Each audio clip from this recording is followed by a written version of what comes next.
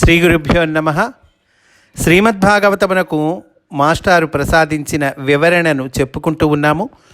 అందులో భాగంగా గ్రంథులు అనేటువంటి అంశములో గ్రహముల కక్ష్యలు అవి చెప్పుకుంటూ ఉన్నామండి. మనము అంటే లోపలి కథాభాగంలోని అంతరార్థము పరమార్థము మనకు అర్థం కావాలంటే ముందుగా ఈ విషయాలు తెలుసుకోవాలి అని చెప్పి మాస్టారు ముందు నోట్స్ ఇచ్చారండి. మనకి ఆ అంశంలో ఉన్నాము. మేరువును కేంద్రంగా కొని ఈ కక్ష్యలన్నీ సాధింపబడినవని పునఃపర్యాలోకనము వలన తెలియను. మేరువనగా మేరుదండమును ఉత్తర ధ్రువము మీదకు పొడిగింపగా 36 లక్షల యోజనముల ఎత్తున్న ఒక బిందువు. మేరు అంటే ఏంటండి? ఎర్త్ యాక్సిస్ ఉంది కదా, అంటే ఉత్తర ధ్రువాలము దక్షిణ ధ్రువాలని కలిపే రేఖ ఉంది కదండి. ఈ రేఖను ఇంకా పొడిగించండి. ఎటువైపు పొడిగించాలి?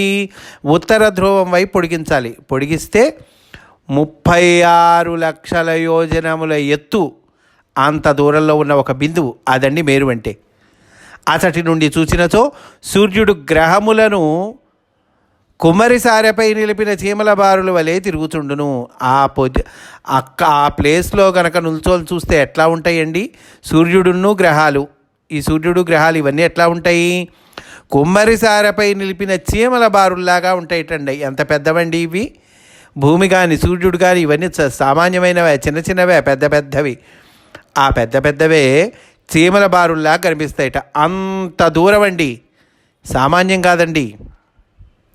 ఈ మేరువునకు పైన ధ్రువపదం ఉన్నది. ధ్రువపదం అనగా ఉత్తర ధ్రువము కాదు. ధ్రువపదం అంటే ఉత్తర ధ్రువం కాదు. ఈ మేరువుకు పైన ఉందట ధ్రువపదం. ఇది ధ్రువతారకు ఇంచుమించైన ప్రదేశము. దీనికి పైన ఆకాశగంగా అనబడు కోటాను కోట్ల తారకలున్నవి. వీనికి పైన విష్ణుపదము అనబడు తారక ఉన్నది. దీనిని కానీ ఆకాశగంగను కానీ ధ్రువపదమని పెద్దలు పేర్కొని ఉండవచ్చును. ధ్రువపదమనగా ధ్రువునకు దర్శనము కలిగించు మార్గము కావచ్చును. దానిని కేంద్రముగా కొని ఈ గ్రహముల కక్ష్యలు వర్ణింపబడినవి. అప్పుడు ఈ గ్రహముల దృశ్య కక్ష్యలు అంటే అప్పర్ అండ్ టాప్స్, ఈ గ్రహముల దృశ్య కక్ష్యలు సాధింపబడును. నవీన ఖగోళమున సూర్యుడు కేంద్రముగా వాస్తవ కక్ష్యల దూరములు చెప్పబడినవి. ధ్రువపదము నుండి సప్తద్వీపముల మండలమైన భూపద్మము మీదకు అటునిటు సరళ రేఖలు పొడిగించినచో పుష్కర ద్వీపమున అంటే outermost of the 7 spheres around the earth center అంటున్నారు మాస్టర్. ఎక్కడికక్కడ ఇంగ్లీష్లో కూడా ఇస్తున్నారండి బ్రాకెట్లో. ఈ సరళ రేఖలు పొడిగించినచో పుష్కర ద్వీపమునకు అటు ఇటు నిమ్నపాతములు ఏర్పడును అంటున్నారు. నిమ్నపాతములు అంటే అండి ట్యాంజెంట్స్ అంటాం మనం ఇంగ్లీష్లో. ఆ రొంటి నడమ గల శంకువు, కోన్ అంటారు కదండి, ఆ రొంటి నడమ గల శంకువు కొసనే మేరు శిఖరాగ్రము లేక చతుర్ముఖ బ్రహ్మనగరము అని వర్ణించిరి. దానికి అటునిటు లోకాలోక పర్వతం ఉన్నది. ఇది కాక సూర్యుని నుండి మన భౌతిక భూగోళము పైనున్న ఉత్తర దక్షిణ ధ్రువముల వైపునకు రేఖలు పొడిగింపగా ఏర్పడిన శంకువును సూర్యరథమని వర్ణించిరి. అదండి సూర్యరథం అంటే ఏంటండి? మళ్ళీ ఒకసారి చెప్పుకుందాం. సూర్యరథం అంటే ఏంటి? సూర్యుడు ఉన్నాడు కదండి, సూర్యుడి నుండి మన భౌతిక భూగోళము పైనున్న ఉత్తర దక్షిణ ధ్రువముల వైపునకు రేఖలు అంటే సూర్యుడి దగ్గర నుంచి మన భూమి మీద ఉత్తర దక్షిణ ధ్రువం, అక్కడి నుంచి మళ్ళీ దక్షిణ ధ్రువం, ఇక్కడికి ఒక రేఖను సరళ రేఖను గీస్తే కనుక ఏర్పడిన శంకు ఉంటుందే దాన్ని సూర్యరథమని వర్ణించిరి. ఈ ధ్రువపదము నుండి ఉత్తర ధ్రువం వరకు 36 లక్షల యోజనములు. ఇచ్చటి నుండి చూడగా కనిపించు సూర్యకక్ష ఒక వర్తులాకారముగా ఉండును. దానికన్నా లోపలగా చంద్రకక్ష్య ఉండును. చంద్రునకును నక్షత్ర కక్షకును పైన శుక్రుడు తిరుగు కక్ష ఉండును. ఇక్కడ నక్షత్రములనగా తారకములు కావు. మనం చెప్పుకున్న నక్షత్రములనగా విభాగములు, డివిజన్స్ అని చెప్పుకున్నాం.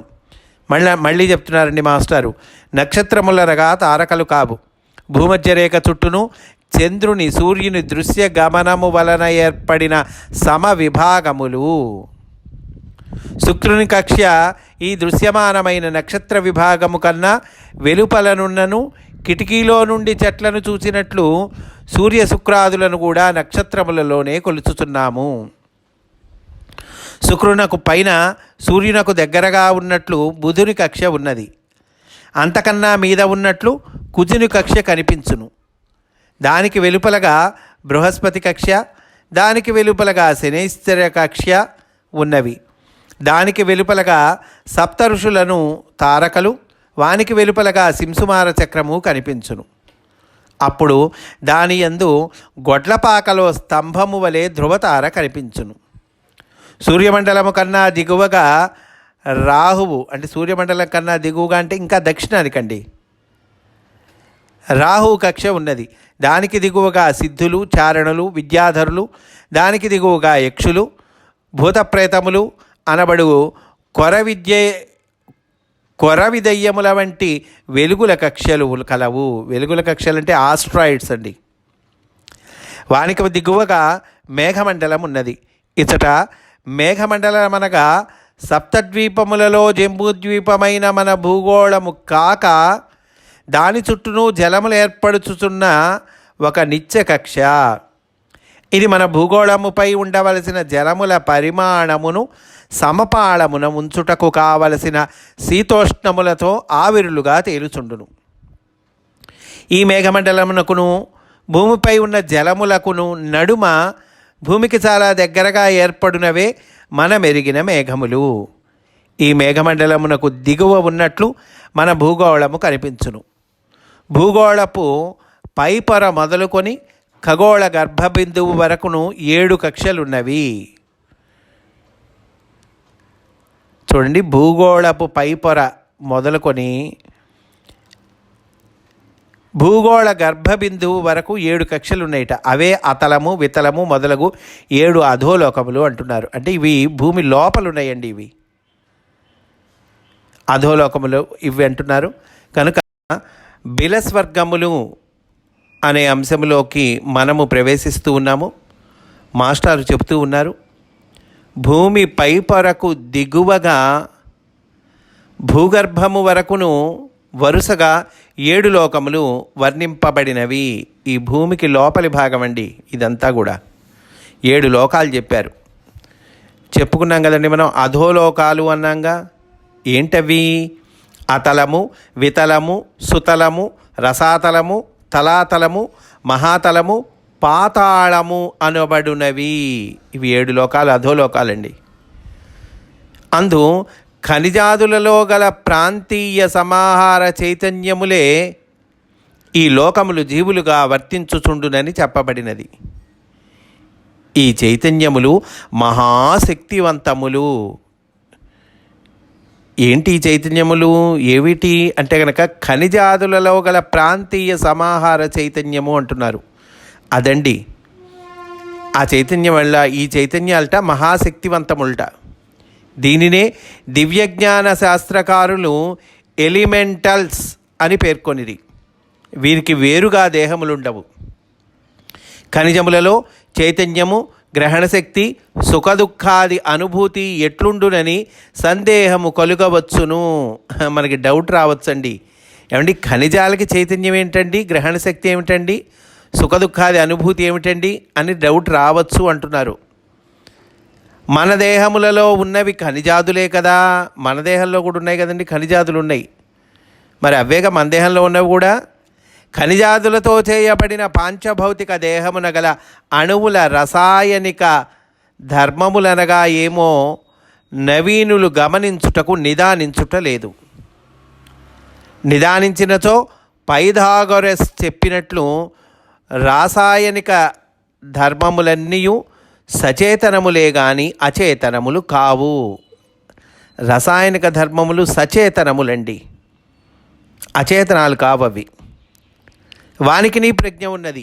వాని ప్రజ్ఞకును మన ప్రజ్ఞకును నడుమ వాడవలసిన భాషను మనం ఇంకనూ నేర్చుకొనలేదు. అదిగో వాటికి కూడా ఉందయ్యా ప్రజ్ఞ. అయితే వాటి ప్రజ్ఞకి మన ప్రజ్ఞకి మధ్యలో సంభాషణ జరగాలంటే ఒక భాష ఉండాలి. ఆ భాష మనం ఇంకా నేర్చుకోలేదంటున్నారు. అని ఇంకా ఏమంటున్నారంటే, ఇచ్చట భాష అనగా భావముల పరస్పర స్పర్శయే గాని కేవల కంఠధ్వని అక్షరములను కానక్కరలేదు. బయటికి మాట్లాడటం, అక్షరాలతో మాట్లాడటం అది కాదండి భాష అంటే. ఇక్కడ భావముల పరస్పర స్పర్శ అంటున్నారు. తెలుగువాడును ఆంగ్లేయుడును పరస్పర భాషా జ్ఞానము లేనివారు కలిసి కొన్నను. ఒక ఆంగ్లేయుడు ఓ తెలుగువాడు కలుసుకున్నారు అనుకుందాం ఉదాహరణకి. వాడి భాష వీడికి రాదు, వీడి ఇంగ్లీషు వాడికి రాదు, వాడి తెలుగు వీడికి రాదు అనుకుందాం.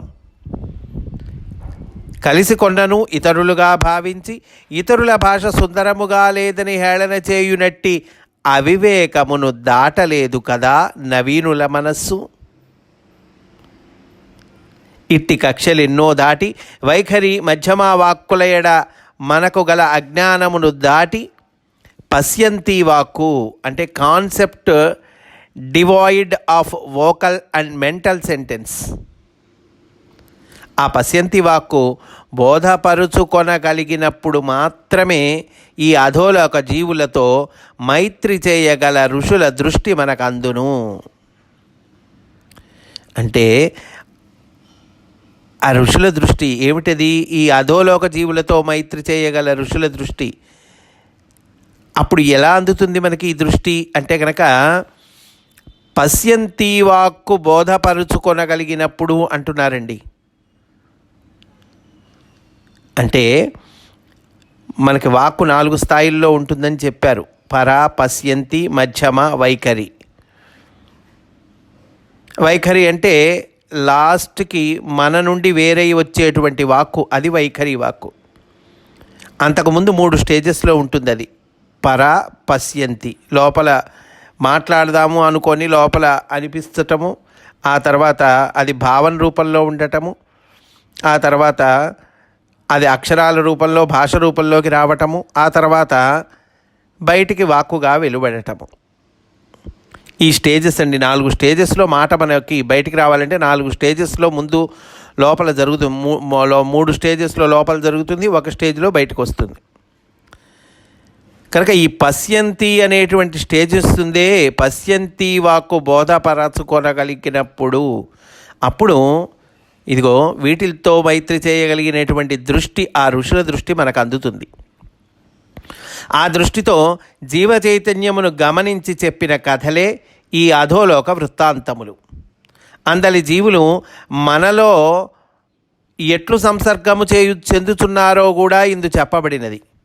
ఈ అధోలోక జీవుల ప్రభావమే అప్పుడప్పుడు భూలోక జీవుల మనస్సులపై కామక్రోధాధికమైన ఆకాశానుభవముగా అనుభవింపబడునని చెప్పబడినది.